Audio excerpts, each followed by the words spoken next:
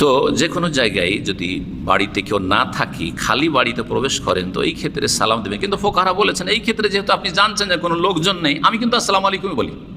যখন তখন হোটেলে ঢুকতে হয়, আমি জানি যে হোটেলে কে থেকেছে, না কোনো কাফের থেকেছে না কোনো বেদিন মদখোর থেকেছে, কে জানে কত পাপ হয়েছে এই হোটেলে রুমে, আল্লাহ ভালো জানে। সুতরাং বিসমিল্লাহ, আউযু বিকালিমাতিল্লাহি তাম্মাতি মিন শাররি মা খালাক, বিসমিল্লাহ বলার পরে আউযু বিকালিমাতিল্লাহি তাম্মাতি মিন শাররি মা খালাক, সমস্ত সৃষ্টির অনিষ্ট থেকে, জিন কেন সমস্ত সৃষ্টির অনিষ্ট থেকে পানা চেয়ে নেওয়া আল্লাহর কাছে। জি, তারপরে আরামসে আছি, কোনো চিন্তা নেই। জি, আর সালাম আলাইকুম বলি, প্রথমখানে ঢুকলে কি বলি, বলা উচিত সালাম আলাইকুম। তবে ফোকাহারা বলেছেন আসসালাম, যেহেতু মানুষজন নেই সেজন্য আসসালামু আলাইনা ওয়া আলা ইবাদিল্লাহিস সালিহিন, আমাদের ওপর সালাম হোক, মানে নিজে কি সালাম দিলেন, আর আল্লাহর নেক বান্দাদেরকে সালাম দিলেন। নেক বান্দা জিনদের মধ্যেও আছে, তো যেন আপনি সালাম বলছেন যে এই জিন তোমরা যদি নেক বান্দা হও, মুসলিম হও, তো তোমাদেরকে সালাম। আর কাফের জিন যদি এই রুমে থাকো তো তোমাদেরকে সালাম নেই। আসসালামু আলাইনা ওয়া আলা ইবাদিল্লাহিস সালিহিন, এগুলো ফোকাহাদের ইজতিহাদ, এইরকম কোনো দলিল পাইনি, আল্লাহু আলাম। তবে আসসালামু আলাইকুম বললেই যথেষ্ট, নিজের উপর সালাম, আপনাদের উপর সালাম, আর সালামের যে হকদার তাকেই সালাম। জি, অমুসলিম জিনকে সালাম দিচ্ছি না, কাফের জিনকে সালাম দিচ্ছি না। আচ্ছা, সালামের পরে আরও কিছু যদি করতে চান অভিবাদনের ক্ষেত্রে, তাহলে আরেকটি সুন্নতি কাজ, সেটা হচ্ছে মুসাফাহা। কি ওটা? আমাদের লোকেরা কি বলে, না না ওটা তো ইংলিশ, এই শব্দটাকে বিকৃত করে বলে মোসাফা। মোসাফা কেউ বলে মোসাফা ফ দিয়ে, আর কি হাটা বলেন, হা শব্দটা বলেন, আর এটা কাছাকাছি, মোট কথা একটু সামান্য ভুল হইল, কিন্তু আরও বিকৃত করে বলে মোসাবা, ব দিয়ে বলেন অনেকে, সালাম মোসাবা, সালাম মোসাবা করলাম, মোসাবা নয়, ব নাই ওখানে, কথা বলছেন না? শুদ্ধ কি তাহলে? মোসাফাহা। কি? মোসাফাহা। সাফহাতুন মানে হাতের তলা, মোসাফাহাতুন মানে হাতের তলার সাথে হাতের তলা মিলানো, হাতের ওপর মিলানো নয়। তাহলে শুধু হাতের তলার সাথে যদি তলা মিলান, তাহলে কয় হাতে মোসাফা করতে হয়?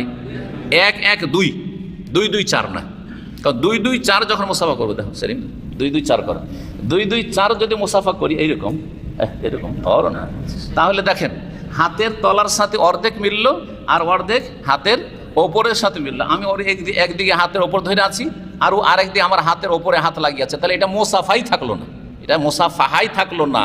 হাতের তলার সাথে মিললো, হাতের ওপর ভাগের সাথে মিললো, সুতরাং এটি বেদাতি মুসাফা, এটি হচ্ছে সুন্নতি মুসাফা না, এটি হচ্ছে বেদাতি মুসাফা। ভালো করে শুনে রাখেন, সুন্নতি মুসাফা সাফহাতুন না, তার সাথে সাফহাতুন লাগানো, এটা হাতের তালুর সাথে বা হাতের তলার সাথে তলা লাগানো, এটা হচ্ছে মুসাফাহা। সাফাহা ইউসাফিহু মানে হাতের তলার সাথে হাতের তলা লাগাইলাম। জি, যেমন কাতালা ইউকাতালু মানে দুই দিক থেকে মারামারি করলাম। জি, দাঁড়াবা ইউদারিবু মানে মারামারি করলো, একজন অপরজনকে মারলো, ও মারলো, ও মারলো। জি, মুশারাক। মহিলার সাথে মুসাফা জায়েজ, বেগানা মহিলা, বুড়ি যদি হয় তাও জায়েজ নয়। ভালো করে শোনেন, বয়সিকা মহিলা বা যেখানে ফিতনার আশঙ্কা নেই, সালাম তো দেওয়া যাবে, নেওয়া যাবে, কিন্তু মুসাফা করা যাবে না। রাসূলুল্লাহ সাল্লাল্লাহু আলাইহি ওয়াসাল্লাম বায়াত নিতেন ইসলামের, তারপরেও বিল কালামে, মহিলাদের বায়াত হইতো কথার দ্বারা, মানলে এগুলো মানবে, বাস হয়ে গেল। জি, হাতে হাত দিও না, আর বিদাতি পীরদের পাগড়ির মতো করেও না, যে পাগড়ি লম্বা করে দিল, গামছা লম্বা করে দিল। যারা যারা পাগড়ি ধরতে পারছেন ধরেন, আর যার পাগড়িতে হাত না পৌঁছেছে, যারা পাগড়িতে হাত দিয়ে আছে, তাদের পিঠখানে একটু হাত দিয়ে নেন, করছে না? বড় আল্লামা সাহেবও তাই করেছে, তা আপনাদের ইন্টারনেটে তো আছে, তাই না? আপনাদের যে বড় আল্লামা, যিনি আল্লাহর বনে হেদায়েত করুক এসব লোককে। পুরুষ পুরুষের সাথে মুসাফা করবে, মহিলা মহিলার সাথে মুসাফা করবে, মহিলা মুসাফা করবে। মহিলারা কিন্তু আবার এই ত্রুটি করে, অনেকে কি করে, মহিলারা সালাম করে, মুসাফা করে না, মহিলাকে মুসাফা করবে। আর মুসাফার ক্ষেত্রে ইসলামী আদব হচ্ছে অতক্ষণ পর্যন্ত হাত টানবেন না যতক্ষণ সেই ভাই না টানবে।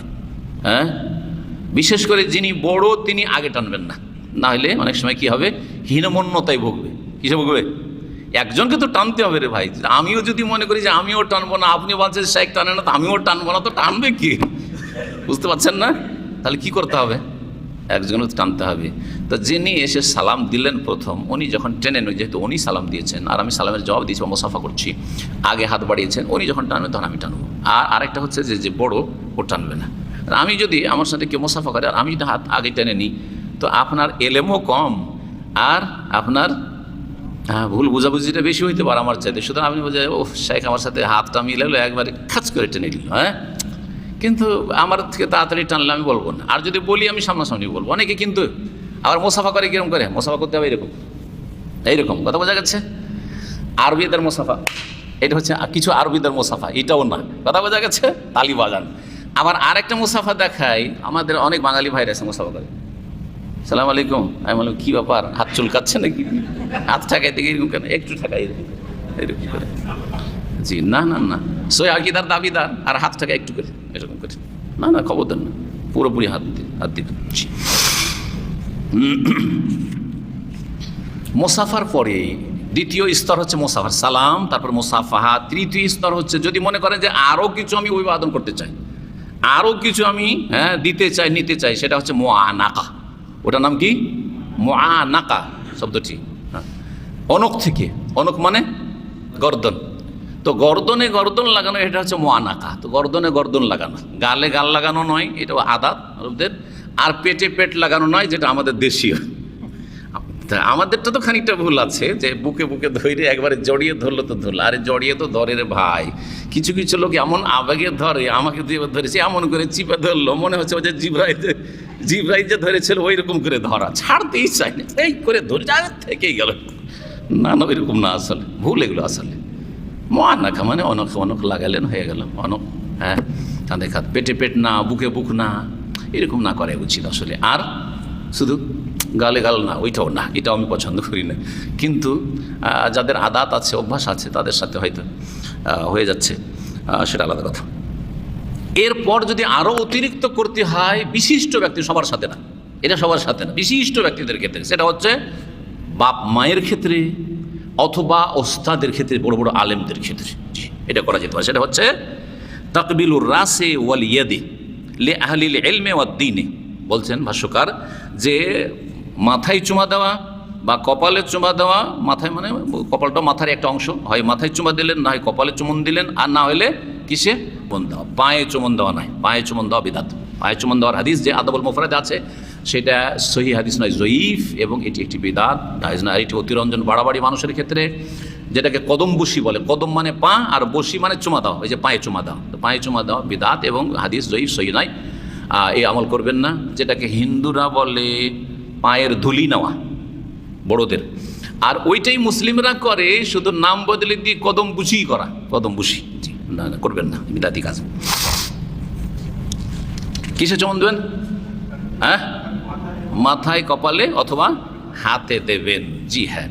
গালে চুমন না। গালে চুমন কাদের, এটা শুনে রাখেন। আপনার নিজেরও যদি মেয়ে হয়, ছেলে হয়, যেগুলো নাবালক একবারে নাবালিকা, সেগুলোর, সাবালিকা মেয়ের জায়েজ নয়, জি হ্যাঁ। সাবালিকা মেয়ের আপনার নিজের মেয়ে হলেও জায়েজ নয়, জি হ্যাঁ। এই বিষয়গুলি অনেকে বুঝে না, যদিও হয়তো আমাদের দেশে নাই, কিন্তু এগুলো এলেম হাসিল করা জরুরি। ছোট্ট মেয়ে, আপনার মেয়েটা যতদিন পর্যন্ত 10 বছর বয়স ছিল, ততদিন পর্যন্ত আপনি আদর স্নেহ করে আপনি চুমন দেন, আপনি কোলে বসান, আদর স্নেহ চুমন দেন।